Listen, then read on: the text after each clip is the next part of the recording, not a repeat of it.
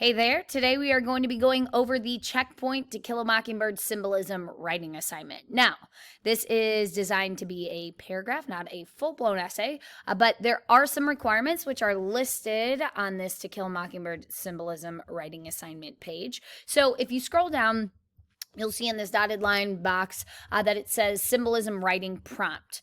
Now, what you're going to do is you're going to pick one symbol that has been highlighted so far in To Kill a Mockingbird. This can be something we've discussed in class. It could be something that you saw in a video your teacher posted. It could be any of the symbols that either we've talked about or that you have spotted on your own. Now, what you need to do is your first sentence, your topic sentence should state what your symbol is and what you think that symbol represents. From there, you need to make sure you're honing in on at least two details about this symbol. And remember, you always want to introduce those examples and then explain those examples. So when you give your examples, you're trying to explain how that specific quote from the book shows or proves your symbol. And then we'll talk a little bit more about that in a minute. And then you want to make sure that you explain the message that the author is trying to get across in developing and using, whoa, my voice just cracked, in developing and using that symbol throughout the novel or throughout this chapter. All right, now some potential symbols you could maybe choose are the rabid dog, Miss Maudie's house fire, mockingbirds, the Radley house, Atticus's glasses, the fact that they keep on saying it's only February, the cement in the knothole, flowers, especially camellias that are mentioned throughout the novel, the blanket, and so on and so forth. So you have a slew of symbols to choose from. Choose one symbol to focus on. Now, if you're, say, talking about the rabid dog and one of the other symbols, maybe Atticus's glasses or something that's in that chapter pop up, that's okay, but your main focus should be just one symbol. All right, and then when you are done with your paragraph, make sure you share this document with anyone who has the link.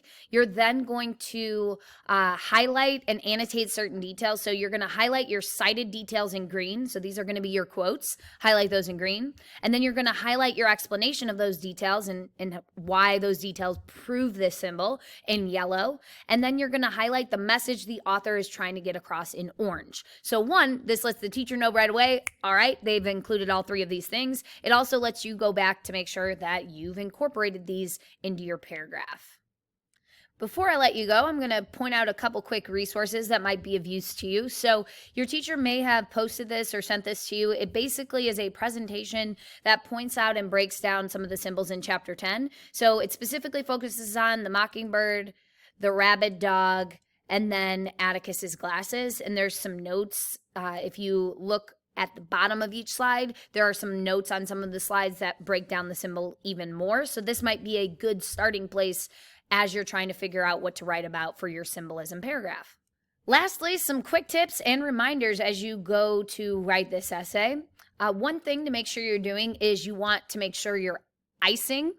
So ICE, so that stands for introduce, cite, and explain your example. So you're required to give two details cited from your story that prove the symbolism that you're trying to discuss in the paragraph. So you want to make sure you're not just quote dumping and leaving the quote there to speak for itself. You need to lead into the quote within a signal phrase. You then need to give your quote and make sure you cite it, and then you need to explain your quote. So let's just take a second to go through each of those steps.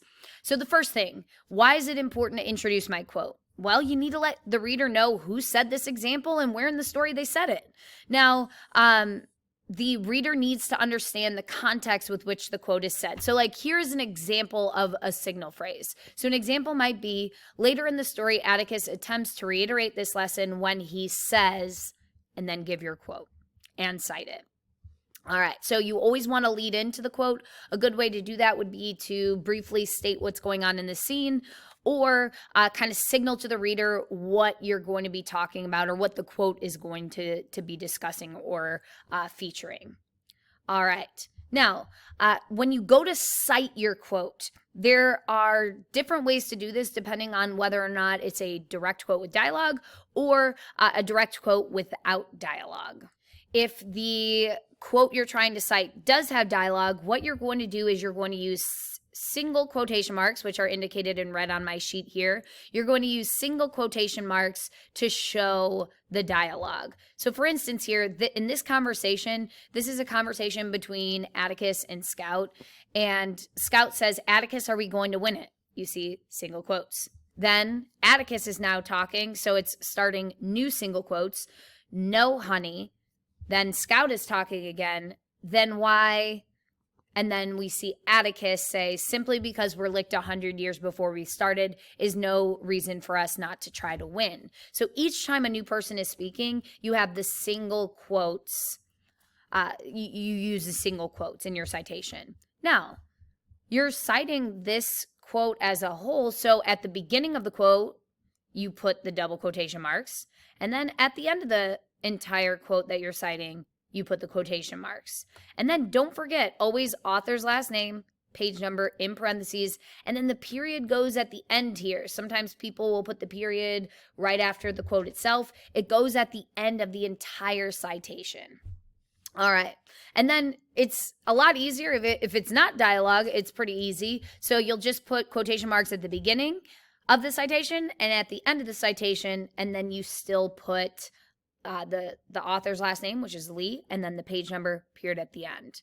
So this example says, Aunt Alexandra would have been analogous to Mount Everest. Throughout my early life, she was cold and there. Pretty harsh. Not a good look for Aunt Alexandra. All right, last thing I'm going to mention is that it's important to explain those quotes. You always need to show how your example supports your claim. Now, in this paragraph, you are just making a claim as to what the object or thing symbolizes in the story. So if you're talking about the rabid dog and saying what it symbolizes in the story, you need to make sure you support that with details and then explain those details. You may think it's obvious, but it might not be obvious to your reader. Also, you should be choosing examples that you can analyze. If you think you don't need an explanation for your example, it might not be a good example. So you want to make sure you're choosing solid quotes that are actually saying something. So if I'm going to be talking about the symbolism of Atticus's glasses, I want to make sure I'm focusing on examples that I could then analyze and explain, not just Atticus wore glasses. Like, that quote is not going to help me. I could easily just put that in my own words. But if I chose the example where it's talking about how Atticus is trying to keep his glasses up, he tries to keep them up, and then he allows them to fall right before he shoots the dog and then squashes them with his foot, well, there I can do some digging and picking around and explaining. So make sure you're choosing solid quotes for this assignment. That's all I got for us today. If you have any questions, make sure you reach out to your teacher, and happy typing.